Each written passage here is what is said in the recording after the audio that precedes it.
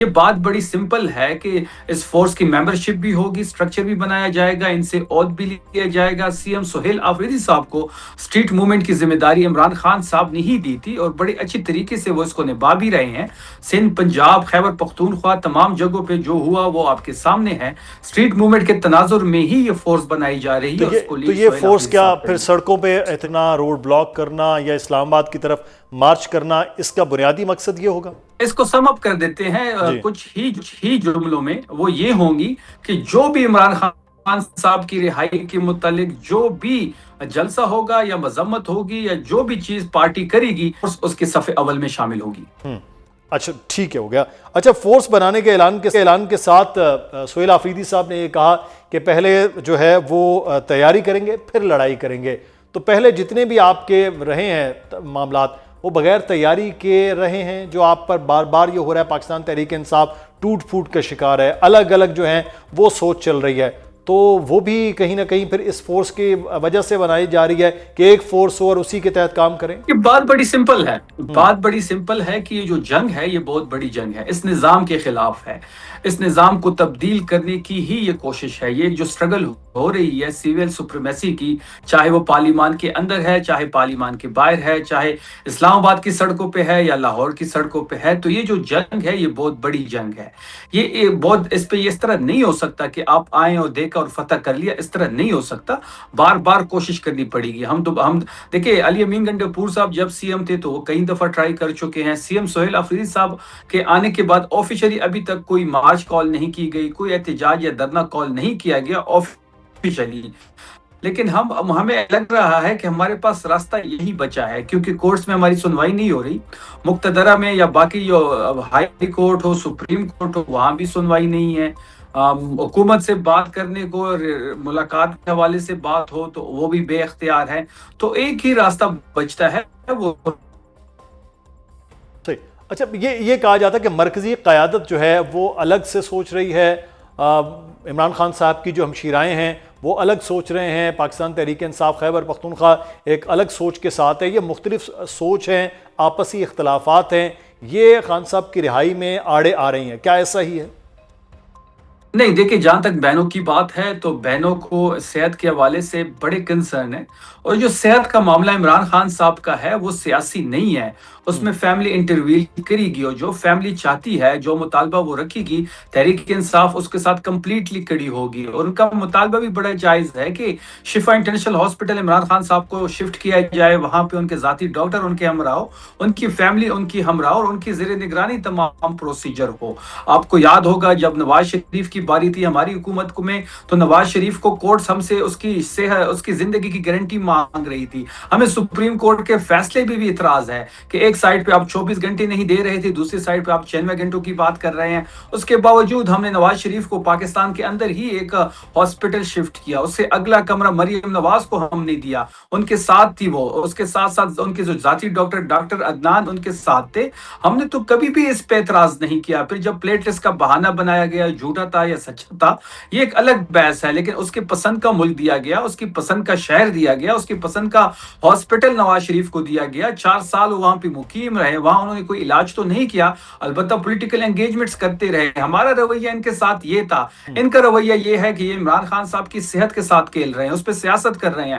اکتوبر سے عمران خان صاحب کو جو ایشو ہے آنکھ کا، اس کا مسئلہ تھا، اکتوبر سے وہ کہہ رہے تھے، اکتوبر سے جنوری مطلب 4 مہینے بعد ان کو پمز لایا گیا، پھر پمز میں بھی جس سے علاج کیا وہ ریٹینا اسپیشلسٹ ہی نہیں تھے، کیونکہ ان کا مسئلہ ریٹینا اسپیشلسٹ کا تھا۔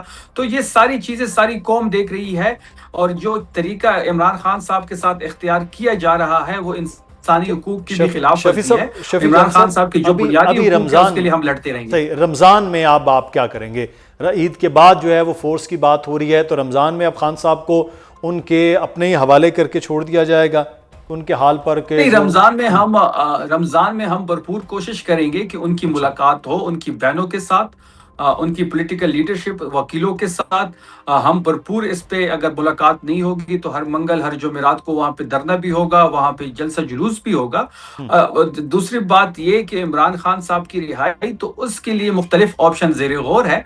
पॉलिटिकल लीडरशिप जो है वो सर जोड़ के बैठी हुई है, चीज़ों को रिफाइन कर रही है, जो भी ऑप्शन पिक किया जाएगा वो सबके सामने होगा। सही। डील की बातें पिछले दिनों में, चंद दिनों में हो रही थी, तो इन सारी बातों में बेहतर ऑप्शन में कोई डील की बात भी है आपकी?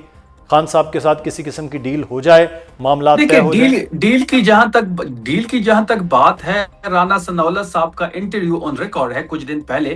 उन्होंने खुद कहा है कि इमरान खान साहब को हमने डील 2 दफा ऑफर की, लेकिन इमरान खान साहब डील करने को तैयार नहीं है। तो ये बात तो इन्होंने खुद साबित कर दी कि इमरान खान साहब ना डील करेंगे, ना ही इनको हम डील देंगे। ये हमसे एनआरओ मांग रहे हैं, इमरान खान साहब इनको एनआरओ नहीं दे रहे। अगर हम डील करते या डील की तरफ हमारा झुकाव होता तो हम 1000 दिन जेल में ना गुजारते। इमरान खान साहब जिस जवाब मर्दी के साथ उन्होंने जेल काटी है, पाकिस्तान की तारीख में ऐसी जेल किसी ने नहीं काटी। बयान पे पाबंदी, तस्वीर पे पाबंदी, उनके ट्विटर ट्वीट करते हैं तो मसला, तस्वीर पे भी पाबंदी लगाई हुई है, नाम पे भी पाबंदी है, मुलाकातों पे पाबंदी है, बेटों से बात नहीं हो रही, तभी सहूलियात नहीं दी जा रही, बुशरा बीबी से जेल के अंदर मुलाकात नहीं हो रही, बुशरा बीबी अलग से ना हक कैद में है। तो ये तमाम तरह चीजें आपके सामने हैं। हम किसी भी डील की तरफ नहीं देख रहे और ना ही हम इनको कोई डील देंगे। अपोजिशन लीडर के किरदार के, महमूद खान अचकज़ई साहब के, मुतमईन है पाकिस्तान तहरीक इंसाफ? आपने उनको अपोजिशन लीडर भी नामजद किया है, उनका जो किरदार है इस सारे अमल में, मुतमईन हैं आप? देखिए, जहां तक पोजीशन लीडर की बात है, इमरान खान साहब ने ही उनको नॉमिनेट किया हुआ है और पाकिस्तान तहरीक इंसाफ में फैसले का जो मैंडेट है, जो कुव्वत है, वो इमरान खान साहब के पास है। इमरान खान साहब जो भी फैसला करेंगे, तहरीक इंसाफ उसको मनो अन कबूल करेगी। इमरान खान का फैसला था राजा नासिर के मुतालिक और अचकज़ई के मुतालिक अपोजिशन लीडर के, तो हमने 5 महीने वो स्ट्रगल आपने देखी होगी कि हम भरपूर कोशिश करते रहे और स्ट्रीट मूवमेंट के प्रेशर की वजह से वो फिर उनका नोटिफिकेशन हो गया, जो कि अच्छी बात है। जहां तक उनकी रोल का बात है, बिल्कुल हम उनसे सेटिस्फाई भी हैं। वो चीजों को जिस तरह कैरी कर रहे हैं, वो एक अच्छे अंदाज में आगे जा रहे हैं। हम ये चाहते हैं कि अपोजिशन लीडर्स की भी इमरान खान साहब से मुलाकात हो, क्योंकि वो अपोजिशन लीडर तहरीक इंसाफ के हैं। एक तरफ तहरीक इंसाफ खैबर पख्तूनख्वा में उसकी हुकूमत है, तो इमरान खान साहब से सीएम सुहेल आफरीदी साहब की हो या अचकज़ई साहब या अल्लामा नासिर साहब की मुलाकात इंतहाई ही जरूरी है। अली अमीन गंडापुर की अचानक वापसी हुई, वो आके इंटरव्यूज भी दे रहे थे, बातें भी कर रहे थे।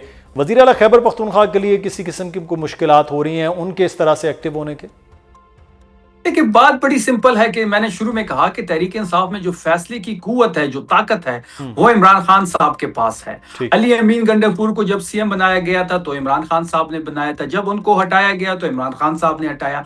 सुहेल आफरीदी साहब को सीएम बनाया गया तो इमरान खान साहब का डिसीजन था और सुहेल आफरीदी साहब पे भरपूर इत्तेमाद इमरान खान साहब कर रहे हैं। जब भी मुलाकात उनसे होती है तो सुहेल आफरीदी साहब की तारीफ भी करते हैं, उनके लिए मशवरे भी भेजते हैं और जिस तरीके से सुहेल आफरीदी साहब चीजों को आगे लेके जा रहे हैं, वो भी अपनी मिसाल आप हैं। वो इमरान खान साहब सुहेल आफरीदी साहब को अपना ओपनिंग बैट्समैन करार दे रहे हैं और आप देख रहे हैं कि तहरीक में सुहेल आफरीदी साहब के आने के बाद एक नई रूह आ चुकी है। स्ट्रीट मूवमेंट की जिंदा मिसाल आपके सामने है, तो सुहेल आफरीदी साहब के लिए कोई मुश्किलात नहीं।